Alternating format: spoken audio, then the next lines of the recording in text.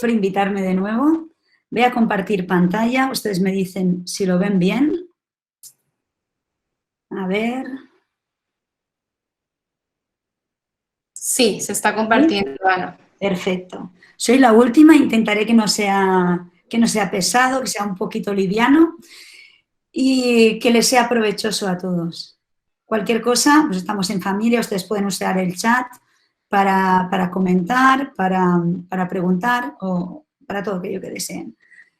Bien, primero, realmente darles las gracias por invitarme de nuevo y decirles que lo único que voy a intentar es compartir la experiencia en el aula, compartir vivencia y compartir lo que Eunice ha dicho muy bien, ¿no? Es la pasión por la educación, que yo diría que me caracteriza porque me encanta educar y me encanta estar en el aula con los niños. Voy a hablar un poquito de la docencia online, ¿verdad? Ese teleaprendizaje que nos vino casi pues impuesto sin pedirlo en ese mes de marzo, ¿verdad? Y cómo ese marco, pues incluso no deseado, puede llegar a ser catalizador de actitudes tan buscadas como la autonomía, como la actitud emprendedora, como la autogestión, ¿verdad? El crecimiento de alumnos pues, que han sido capaces de adueñarse de ese proceso de aprendizaje. Vamos a ello. Muy bien. A mí siempre me gusta empezar mis intervenciones relacionadas con la docencia dando un poco más de marco, un marco un poquito más amplio, porque a veces mirar el hoy y mirar el aquí de alguna manera nos limita. Miramos el ahora inmediato y nos limitamos. Entonces vamos a levantar la mirada y vamos a mirar un poquito más allá. Citando a Madre Montserrat del Pozo, que para mí pues, es un referente, ella dice que para acertar la respuesta del hoy hay que mirar el mañana. Pues vamos a mirar el mañana, vamos a pensar el por qué. Es decir, mi tarea diaria, el porqué del aula, cuál es la razón última de nuestra tarea diaria. Si yo les pregunto ¿por qué docencia? ¿Cuál es el sentido último de la educación? ¿Cuál es el último propósito de la educación? ¿Por qué dedicarse a educar? ¿Qué queremos conseguir? ¿Les pueden responder contestando en el chat si les parece? Yo iré mirando lo que van contestando. Les contesten en el chat. ¿Por qué? ¿Por qué educar? ¿Por qué hoy he estado todo el día con mis alumnos? ¿Formar a futuros ciudadanos? ¿Progresar? Anímense, no hay respuesta correcta ni incorrecta. Para transformar, nos dice Eunice. Para bien social, porque es una forma de hacer un mundo mejor. Para enseñar a pensar, para generar cambios, para mejorar la sociedad. Muy bien, para sembrar inquietudes. Conocimiento es libertad, estoy de acuerdo. Capacidad de decisión. Estoy completamente de acuerdo con ustedes. Para ser mejores personas. Perfecto. Y estoy completamente de acuerdo. Miren, si yo soy profesora de matemáticas, que lo soy, por cierto, y de física, el porqué de mi hacer en el aula no está ni en el teorema del cateto, ni en el teorema de Pitágoras, que los ve importantes, claro está, pero no son la finalidad última. La finalidad última recae en lo que ustedes acaban de comentar. Yo voy a trabajar, sí, el teorema de Pitágoras, pero no como fin último, sino para dotar a mis alumnos de capacidad reflexiva, deductiva, de herramientas de lógica, de razonamiento, para crear ese pensamiento crítico y creativo mirando un poco más allá, ¿verdad? Entonces, si tenemos claro el porqué, si tenemos claro el fin último, que es ese cambio de la sociedad, es esa transformación de la sociedad, ¿no? Generar que nuestros alumnos sean realmente agentes de cambio para crear un mundo mejor, no podemos limitarnos. Y a veces lo hacemos. Entonces, queremos llegar más allá. ¿Qué hay que hacer entonces? Pues lo que hay que hacer es generar el entorno propicio para desarrollar este tipo de habilidades, esta actitud emprendedora. Entonces, vamos a intentar generar el entorno propicio para que este tipo de aprendizaje acontezca. Porque queramos o no, hay un cambio de paradigma. Me gustaría seguir con esta reflexión viendo este pequeño vídeo y después ya seguimos pensando en ella. Do you recognize me? Very soon I will be your student. But I will not always sit in your classroom. I will not take out a pencil or open a textbook. You grew up with books. I read from a laptop. an iPad, a smartphone. I use a keyboard more than a pen.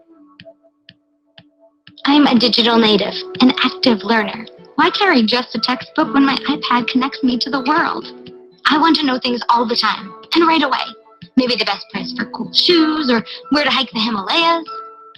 To learn, I look online, because the classroom isn't enough for me. Not when I can see faces, hear voices, and chat with people on the other side of the world. I want to learn about Chinese history from someone in Beijing. My school has to keep up with me, not the other way around. I have more and more choices. When you were my age, no one had heard of a charter school. No one could imagine a virtual school. But it's projected that by 2019, half of all high school courses will take place online. I use mobile devices to connect with friends, classmates, and teachers. And when I'm more connected, I'm more interested. I don't buy music at a store, or movies or books. I get them instantly online. And when they excite me, I share with friends. That's how I want my education to be. I need a degree even more than my parents. I know it, and so do my friends. But will I be prepared? Public grade schools are under huge budget pressures, and traditional college is increasingly unaffordable. I don't want crushing debt. If I can Google the best choice for cool shoes, rest assured I'll find the best choice of education, like 2-year institutions and online courses where students like me have grown to be 6 million strong. And when I'm older, I want to keep learning. Do you recognize me? Very soon, I will be changing the world. But I need you. If you're ready to help me, I'll find you. But it's your challenge to keep up with me. I'm a digital native, an active learner. Listen to me. Help me. Together, we can create the future. ¿Lo reconocen? Son nuestros estudiantes, son nuestros alumnos. Ellos no son analógicos. Hay un cambio de paradigma necesario, porque necesitamos dar respuesta a este tipo de estudiantes. Y ellos no conviven en este mundo analógico. Para ellos el mundo es digital, es interactivo, simultáneo. Por lo tanto, hablábamos de generar este entorno propicio para desarrollar este tipo de habilidades. ¿Pero qué nos pasó en marzo del año pasado? Es que este cambio de entorno nos vino de alguna manera impuesto. ¿Qué hacemos? ¿Cómo gestiono lo improbable, lo inesperado? ¿Cómo gestionamos lo que no esperamos? Entonces nos ha tocado vivir, yo diría, un momento disruptivo, complejo, muy distinto a lo que esperábamos todos. Y hay dos opciones. A mi modo de ver tenemos dos opciones. Primera opción, esperar a que pase, ir como esquivando golpes, confinarse metafóricamente hablando. Segunda opción, observar a nuestro alrededor, buscar nuevas piezas que han salido, irlas cogiendo, ir armando como un escenario nuevo, generar nuevos escenarios. Ver el cambio que nos ha venido impuesto como una oportunidad. Ver el momento que estamos viviendo y decir, pues ¿por qué no? Este momento va a ser mi momento, porque es una muy buena oportunidad para reinventarme. Y así es como vamos a intentar ver este cambio impuesto. Primero, ser consciente de ello. Y segundo, transformar el entorno que nos ha tocado vivir en entorno propicio para desarrollar este tipo de habilidades en nuestros estudiantes. ¿Verdad?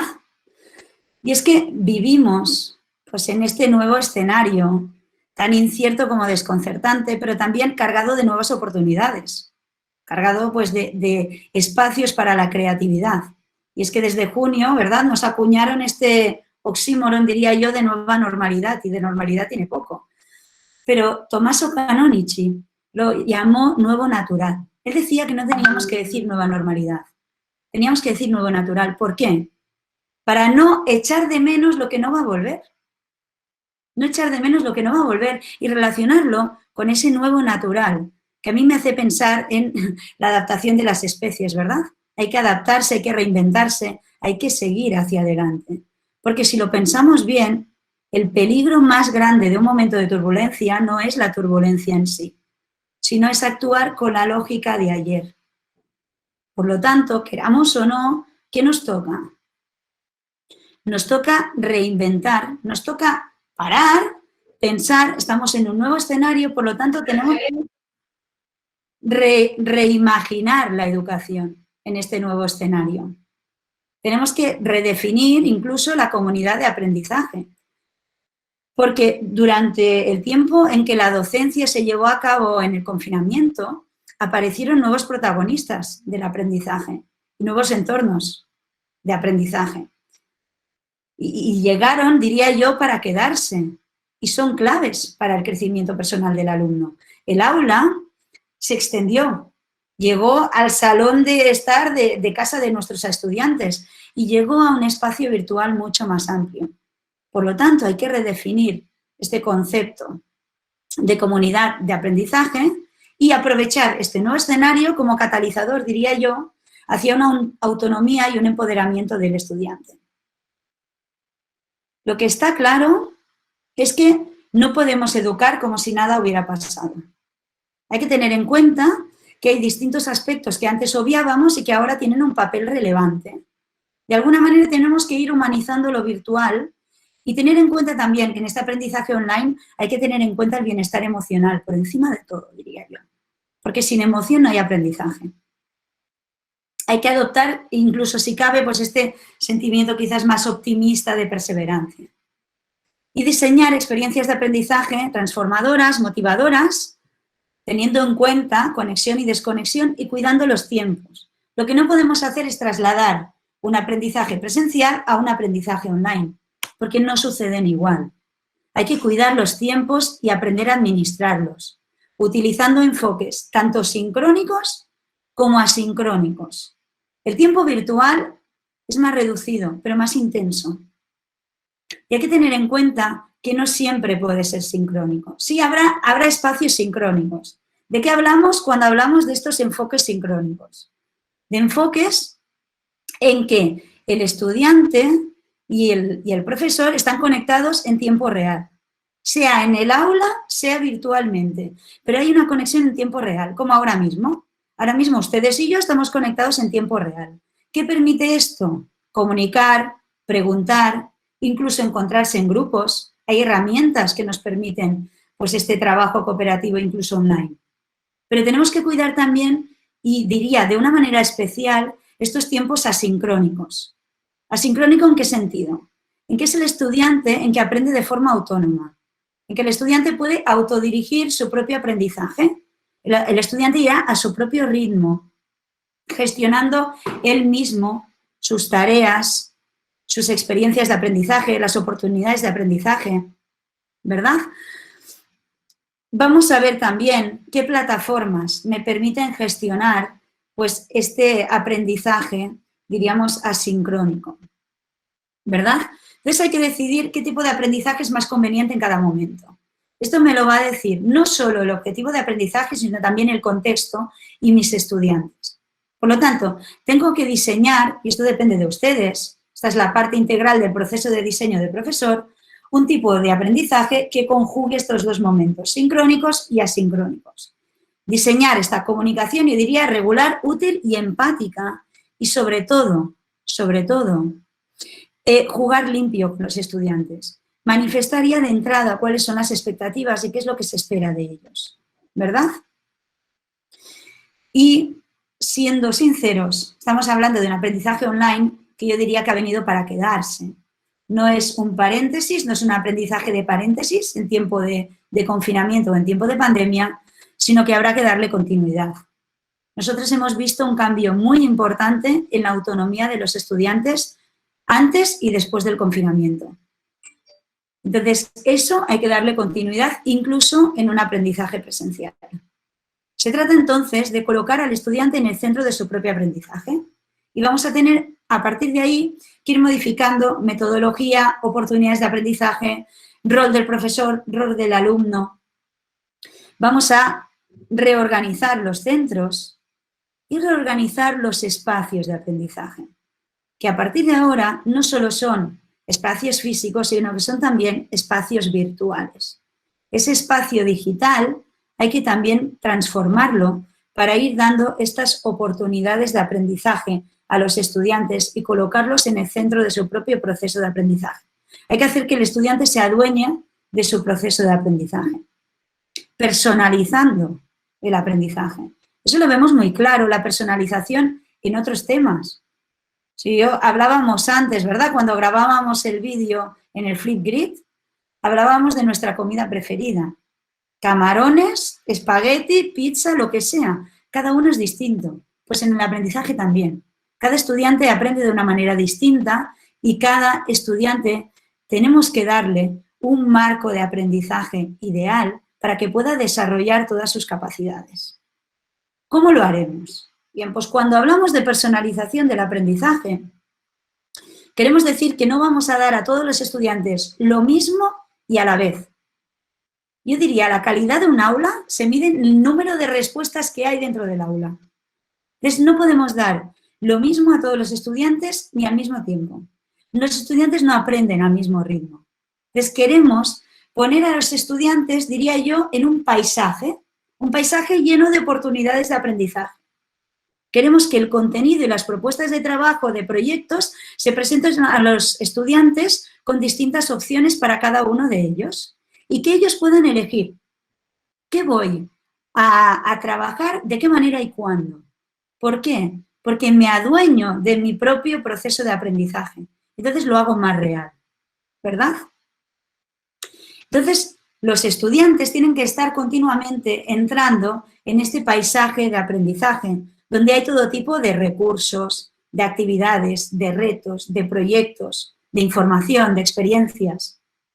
Yo preparo un paisaje virtual y el ser estudiante, el que va acudiendo a él en busca de estas experiencias de aprendizaje. Entonces, como paisaje de aprendizaje entendemos aquel espacio en el que localizamos todas las posibilidades y todas las opciones para el alumno. Y el alumno será el que tiene que escoger. Pero hay que pensar algo, yo diría, muy clave. ¿Cómo conseguir el equilibrio entre libertad y estructura? Los estudiantes no pueden ir perdidos, si no, no saben ni por dónde empezar. No pueden estar perdidos en el espacio. Tiene que haber cierta estructura en la que puedan encontrar lo que necesitan, ¿verdad? Eso lo haremos mediante lo que llamamos marco visual. En el marco visual es donde vamos a dar a conocer a los estudiantes cuáles son sus oportunidades de aprendizaje, cuáles son las experiencias de aprendizaje que nosotros les planteamos, ¿verdad? Muy bien.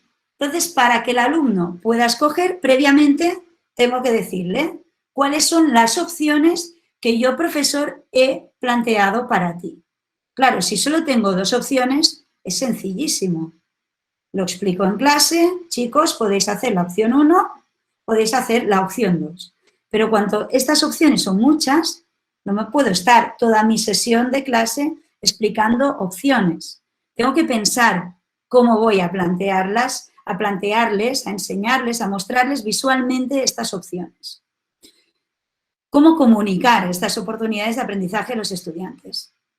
Existen muchas plataformas, Moodle, por ejemplo, y puedo darles una lista.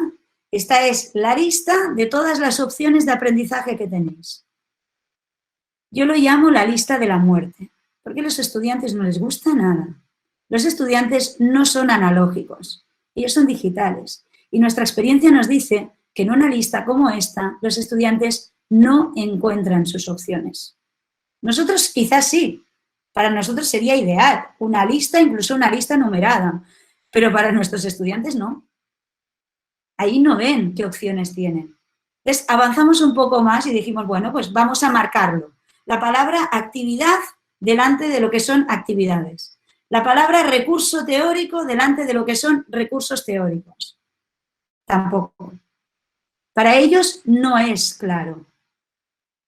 Para ellos son digitales. Hay que mostrarlo mediante un marco visual. Ellos lo ven mucho más claro en un marco visual que en una lista de opciones. Por lo tanto, una vez tengamos clara qué oportunidades de aprendizaje voy a dar a mis estudiantes, recuerden, para hacerlo personalizado, tengo que dar muchas opciones de aprendizaje. Tengo que pensar cómo se las voy a dar a conocer. Y voy a pensar en este marco visual. Este, por ejemplo, es un marco visual de la asignatura de religión. Entonces, les planteamos el marco visual vais a entrar en un laboratorio secreto y se trata de investigar. Para ellos es mucho más claro. ¿Qué opciones tienen? Pues pueden entrar en cualquiera de las salas. Cuando el estudiante clica en las salas, aparecen las opciones. ¿En qué salas voy a entrar? Pues en las salas que tienen la puerta abierta, ¿lo ven? Pueden entrar, no sé si ven mi ratón cuando lo muevo por la pantalla o no. No, ¿verdad? No. Bueno, da igual. Sí, se ve. ¿Se ve? Perfecto. Puedo entrar en las salas donde está la puerta abierta. Entonces, ahí es donde voy a empezar mi aprendizaje. Y puedo elegir, puedo entrar en esta sala, en esta sala, en esta sala. ¿Qué ha hecho el profesor previamente? Ya ha hecho como un itinerario del aprendizaje, de tal manera que si el estudiante quiere entrar en esta sala, primero tiene que hacer las experiencias de aprendizaje que yo le he planteado en esta sala. Cuando lo haya superado, entraré en la siguiente. Visualmente, clarísimo. ¿Qué pasa si clico en una de estas salas? Pues entro en la sala de observación, por ejemplo. Para un estudiante mucho más atractivo. Lo que nos decía, pues un poquito Héctor, ¿verdad? Esto es atractivo para un estudiante. ¿Y qué hace un estudiante aquí? Para nosotros sería indescriptible, ¿verdad? Nos perderíamos. Ellos no.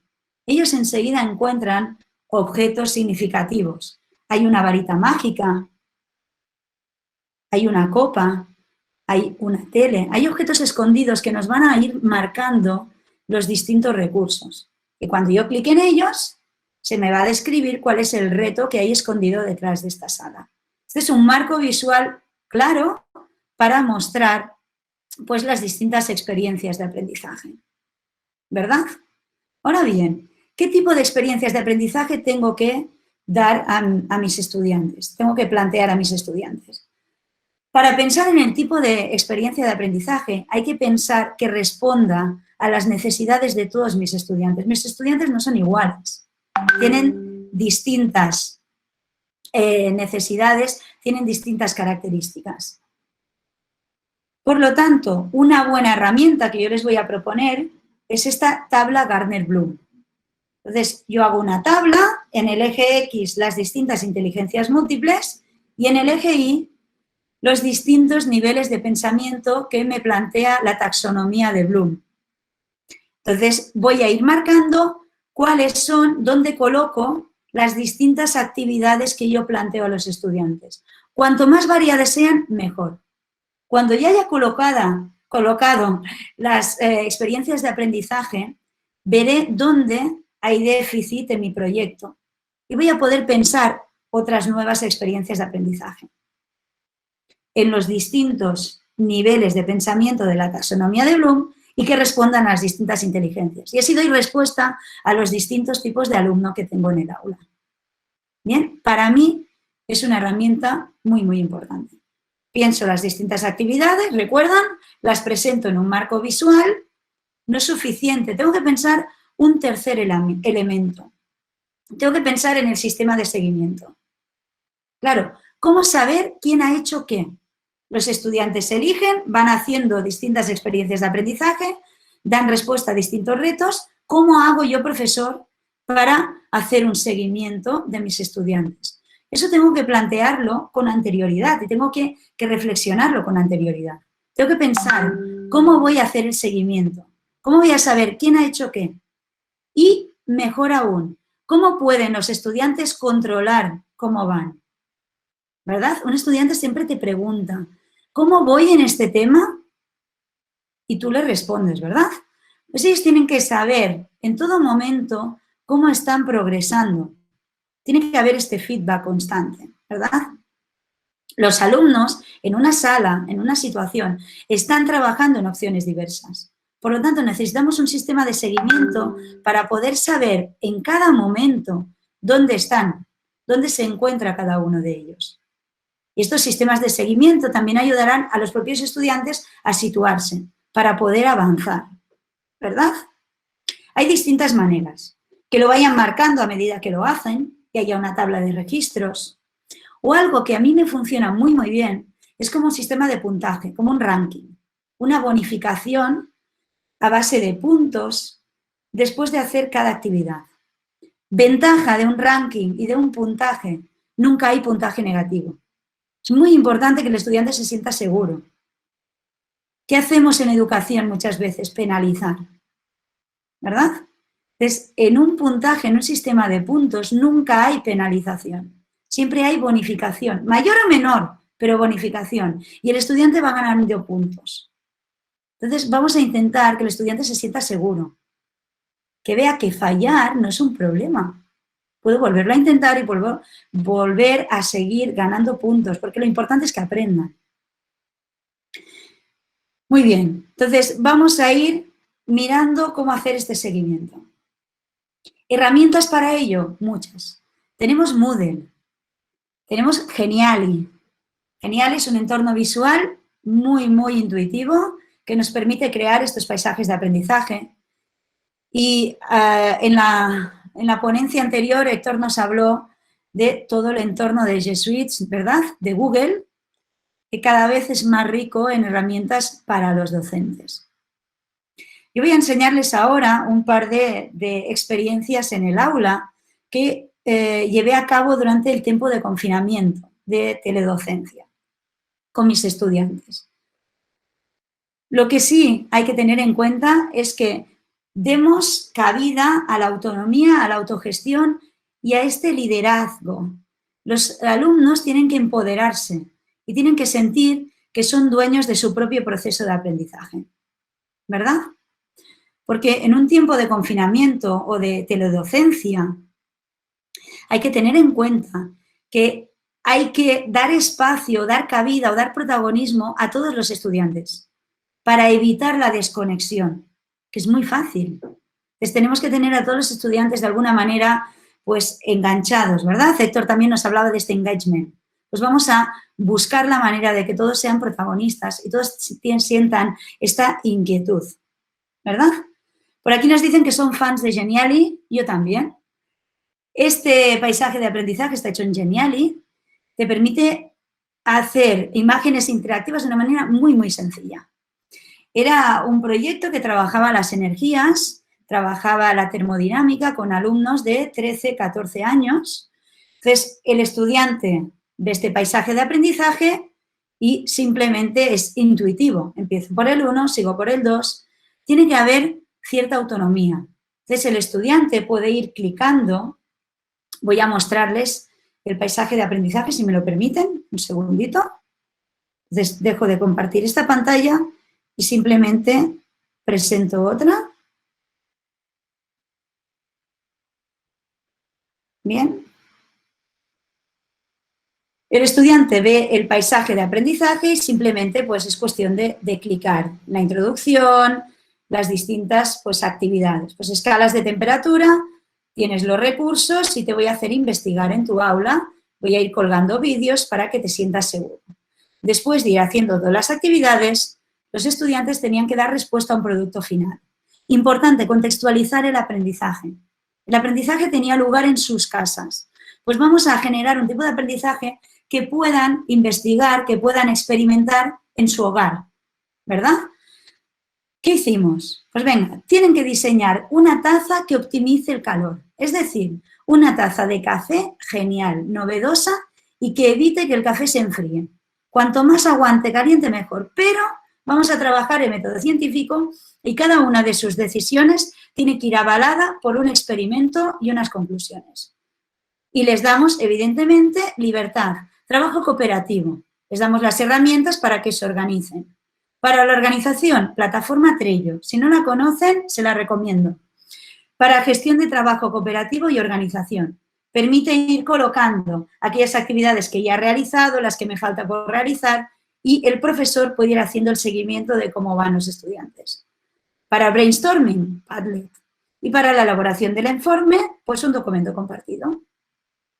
Voy a ponerles a los estudiantes explicándoles cómo fue su experiencia y que sean ellos un poquito, pues, que les cuenten cómo lo hicieron. ¿Vale? Grabé un poquito de la exposición del proyecto final. Entonces, les voy a poner este vídeo que dura nada, 3 minutitos. Este proyecto consistía en elaborar por grupos de 3 o 4 personas, crear o diseñar la taza que optimizara mejor el calor y que a su vez tuviera el mejor diseño de taza. Esta taza nos debería garantizar al 100% que la disminución de la temperatura del café fuera la menor y la más lenta posible. En el proyecto se nos evaluaría sobre todo el rigor de la toma de decisiones de cada grupo, por lo que en cada una de ellas tenía que estar avalada por un experimento científico que corroborase lo que habíamos elegido. Perdona, Ana, ¿no se está viendo el vídeo? ¡Ay, qué pena! No sé si está algo. ¿No ven la presentación? Vemos la presentación, más no el vídeo. Vamos a intentarlo. Mira que ayer hicimos la prueba, ¿verdad, Eunice? Sí, sí, ayer se veía muy bien, la verdad. Y ayer se oía bien. Vamos a volverlo a intentar. Ahora sí se está... Vale. ¿Ahora sí? Ahora sí lo tenemos en pantalla. Sí. Bien. Pues vamos a... Seguimos más o menos... Por diseño del café. Esta taza nos debería garantizar al 100% que la disminución de la temperatura del café fuera la menor y la más lenta posible. En el proyecto se nos evaluaría sobre todo el rigor de la toma de decisiones de cada grupo, por lo que en cada una de ellas tenía que estar avalada por un experimento científico que corroborase lo que habíamos elegido. Durante esto teníamos que pensar en todas las características de la taza final que íbamos a crear. Entre ellas estaban los materiales, el grosor, el color, la forma, la boca de la taza y la cucharilla. Entonces, concluimos que la taza debía ser de metal, pero debía ser de doble capa porque si la haces de metal entera te quema cuando la agarras. Entonces tenía que ser de un material aislante por fuera y el conductor por dentro, como el metal. Que cuanto más ancha sea la boca, más se va a dar el proceso de conducción entre el aire y el líquido y más este se va a enfriar porque se va a dar un equilibrio térmico. Por lo que decidimos que la boca fuese lo más estrecha posible para que este proceso se diese lo menos posible y no se enfriase tanto el líquido.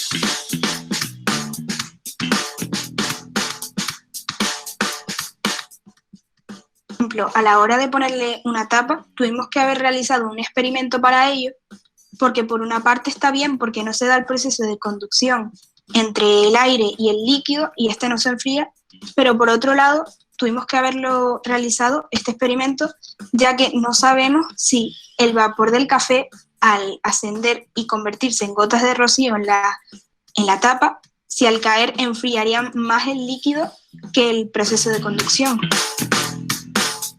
Vamos a coger una cuchara de plástico y otra de metal. Cogimos 2 vasos de un método científico para el que tuvimos que realizar preguntas, hipótesis, conclusiones.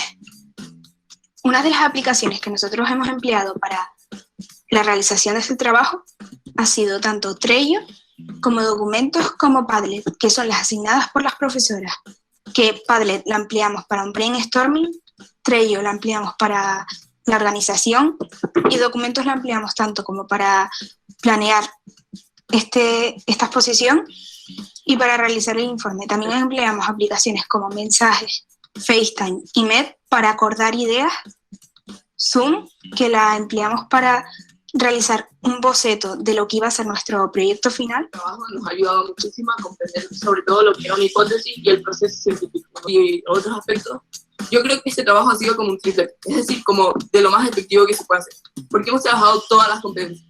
Lógicamente, la mayor fue la digital y la de interacción con el medio físico. Como en cuanto a dibujar con el prototipo, ya estás trabajando la competencia artística. Luego, socialmente, en eso también nos ayuda lo de la pregunta y la hipótesis. Es decir, cuestionarte las cosas, pensar lo que tú estás buscando para ahí llegar a encontrarlo. Porque si tú nada más buscas información que te piden, pero no piensas como tal y no buscas tú tus propias respuestas, no creas un criterio. Sino, o sea, como yo actuaría en un futuro sería buscar el cambio. Adaptarme, como ven ahí, un camaleón a cualquier situación, proponer todas las ideas, porque por muy tonta que sea, puede servir. Bien, es un ejemplo, ¿verdad?, de cómo podemos empoderar al estudiante, dándole libertad, dándole autonomía, acompañándolo, evidentemente, y fomentando este espíritu pues, reflexivo y crítico que decíamos en un inicio. Hay otras plataformas, como Classcraft, que ya nos vienen gamificadas y que nos ayudan también a crear este entorno de aprendizaje. Nos decía Héctor la importancia de conectar con el interés del estudiante. Classcraft, si no lo conocen también, se lo recomiendo. Ahora les voy a hacer un pequeño paseo por Classcraft, pero es una muy buena herramienta para gamificar el aprendizaje y para generar esta autonomía en el estudiante. Es una herramienta que ya te propone pues, este entorno gamificado como si fuera una aventura épica, parecida a los videojuegos a los que juegan nuestros estudiantes. A ver, están viendo la plataforma, ¿verdad? Vamos a ver el curso de Física y Química de tercero de la ESO. Entras en Classcraft, aquí están los estudiantes. Hugo, por ejemplo, eligió ser guerrero, él ya ha alcanzado nivel 6 y tiene sus puntos. ¿No se ve de nuevo? Yo sí lo veo. Ah, perfecto. Sí, sí. Digo, uy, ya lo hemos vuelto a hacer mal. Perfecto. Aquí tenemos Classcraft. Hemos entrado, los estudiantes. Los estudiantes gamifican y van adquiriendo también sus propios trajes, sus propios atuendos, sus complementos. Sistema de puntos, como decíamos antes. Aprender siempre es positivo, ¿verdad? Aquí están sus puntos de experiencia. Este es el grupo cooperativo con Juan y con Hugo. Sus poderes. Tienen también otros poderes que pueden gastar como pues ciertas recompensas o ciertas pues privilegios en el aula. ¿Dónde ven las actividades? Pues lo tienen puesto aquí en Misiones. Ellos entran en Classcraft cuando quieren, tienen todo hecho así por islas, ¿verdad? Y en cada isla tienen su paisaje de aprendizaje, sus experiencias de aprendizaje. Vamos a entrar en la isla que llamamos Science Masterchef. Y aquí tienen su itinerario de aprendizaje. Entonces, el estudiante es autónomo para entrar en la experiencia de aprendizaje. Entramos, por ejemplo, en este laboratorio secreto experimental. Esta es la vista del profesor. El estudiante, ¿qué verá? Verá una historia más o menos mágica, has entrado en un laboratorio secreto y demás, se le explicará la tarea, se les darán herramientas, aquí está una grabación de mí misma explicándoles pues, cómo llevar a cabo la tarea, incluso debates entre ellos. Y el estudiante de forma autónoma pues va entrando, va llevando a cabo el reto, participa del debate y, importante, irle dando feedback. El feedback es a base de puntos y también pues, un feedback de cómo ha realizado la actividad. Ven aquí, estos son feedbacks del profesor, en este caso míos, pues muy bien Mónica, a pesar de que tu entrega no es temprana, vas a recibir una bonificación extra del proyecto científico, del proceso científico. Muy bien hecho, ¿verdad? Entonces, te permite el seguimiento, te permite dar a conocer las actividades de una forma gamificada, debates, incluso otras herramientas de clase que no voy a presentar porque no nos vamos a entretener. Pero existen plataformas que nos permiten crear estos paisajes de aprendizaje de una manera muy, muy atractiva para los niños. Si les parece, me gustaría presentarles una última experiencia que se llevó a cabo durante el confinamiento también. Hablábamos de contextualizar el aprendizaje. Pues dentro de la asignatura de STEAM, los estudiantes se planteaban la vuelta presencial a las aulas y hablaban de qué medidas debía tomar el colegio para que esta vuelta a las aulas fuera segura. Les hablaban de los dispensadores de gel. Entonces, ellos decían que los dispensadores de gel mecánicos, si uno los tocaba y luego los tocaba otra persona, decían, madre, eso no es seguro, porque el virus puede quedarse pues, en el dispensador. Decían, teníamos que generar dispensadores de geles inteligentes. Entonces, ellos crearon la idea que se hace en el aula, pues darles el espacio, el acompañamiento, para que lleven a cabo de forma real pues, esta idea. ¿Qué se les acompañó? Muy bien, pues vamos a diseñarlos. Hicieron todo el diseño de la electrónica, lo hicieron con placas Arduino, hicieron el diseño físico también, se imprimió el soporte con la impresora 3D, incluso pues se llevó a cabo poco a poco, cuando fue avanzando el proyecto, pues todo el control de variables que hay que tener en cuenta. La densidad del gel, la fuerza de la bomba, el tiempo de apertura, la altura de este dispensador, y luego hicieron pues este control de costes. ¿Cuál sería el coste? Compraron todos los elementos electrónicos por Amazon, los compró el colegio y los llevaron a cabo. Actualmente tenemos estos dispensadores en el colegio diseñados y construidos por los alumnos de tercero de la ESO. Si les parece, les pongo un último vídeo en el que se explica, vino Televisión Canaria al colegio y los mismos alumnos explican cómo llevaron a cabo este proyecto.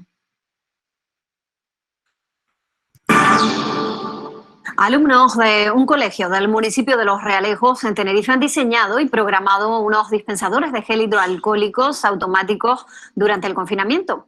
Conforme han pasado los meses, esos dispensadores han cobrado protagonismo y ahora más que comienzan las clases. María Herrera está en ese colegio del norte de Tenerife. María, buenos días. ¿Han terminado ya de construirlos? Buenos días, Patricia. Buenos días, Canarias. Sí, han terminado hace tan solo unos días. Han construido 20, pero la idea es que antes de que comiencen las clases terminan los otros 20 y vamos a ver ese funcionamiento de los dispensadores de hidrogel que han hecho aquí en este colegio de Nazaret de Los Realejos para colocar por todas las clases. Vamos a ver si funciona y cómo vamos. A ver si va bien. Vamos así.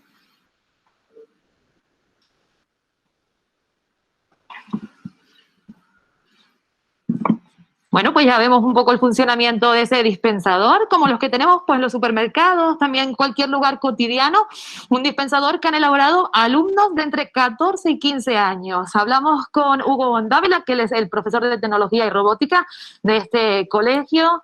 Pues el confinamiento ha sido productivo para estos alumnos, ¿verdad? Sí, buenos días.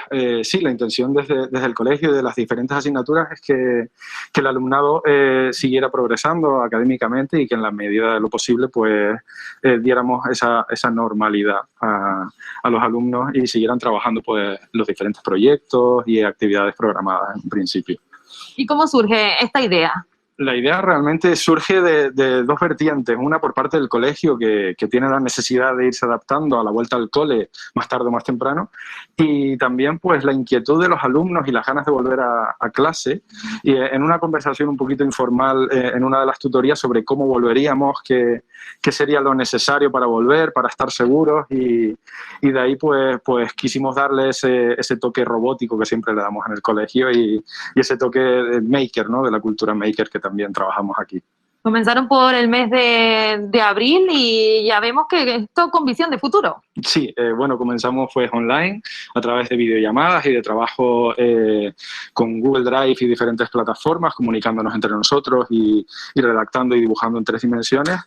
Y sí, la intención es que es colaborar con el colegio y que el día 15 o el día 16, si por fin volvemos a las aulas, pues todos volvamos de la forma más segura posible. Muchas gracias por atendernos, Hugo. A ti. Y hablamos también pues con una de las autoras de este proyecto que ha participado en él. Flavia, buenos días. Hola, buenos días. Bueno, comentar cuál ha sido la parte más complicada de elaborar el dispensador. Pues la parte más complicada ha sido ver la dosis del gel hidrógeno, porque no sabemos cuánto tenemos que usar para que salga cuando pongamos la mano. Y también pues la densidad de ese gel, ya que si es líquido, sí absorbe la bomba el gel, pero nos dimos cuenta que si es espeso, pues no. Entonces tuvimos que darle un poquito más de fuerza y pues ya perfecto, va perfecto. Muy bien, pues aprovechamos también para preguntarle a Lucía, que es otra de las alumnas, para que nos cuente, pues imagino que satisfacción, ¿no?, al ver que funciona. Sí, sobre todo lo que tú dices, satisfacción, poder llegar al colegio y ver estos dispensadores y poder decir que los hemos hecho nosotros. Bueno, ya. Muy bien, pues de eso se trata, ¿verdad? De darles voz a los alumnos y de darles espacio para que puedan desarrollar pues sus competencias. Conectar con sus intereses y conectar con la realidad que están viviendo. Muchas gracias también por darme voz a mí y por dejarme compartir un poquito pues, en este espacio.